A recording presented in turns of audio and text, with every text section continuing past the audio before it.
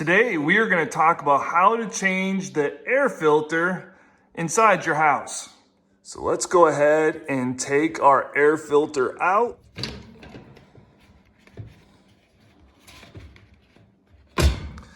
So the big thing to remember when replacing your home air filter is what size is the air filter you're replacing.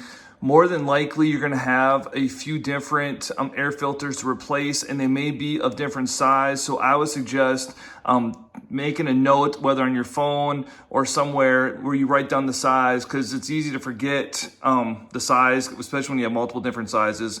So when we go to the store, we'll be looking for a 14 by 20 air filter. So we are at Home Depot. They have a huge selection of air filters here. You can see the prices. The Honeywell ones are pretty expensive, so we are going to get the more cheaper ones here.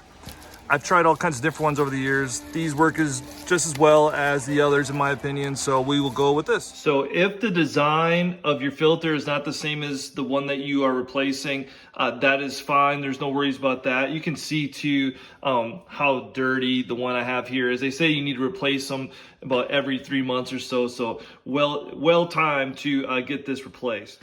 When you are ready to replace your filter, on the side of every filter you buy, it has a little up arrow to tell you which direction to put the filter in. So there it says airflow up, so make sure to install the air filter with the arrows pointing up. All right, so arrows pointing up, go ahead and situate this back inside and close it back up. And our air filter is replaced. If you have any questions about replacing your home air filter, just let me know in the comments below.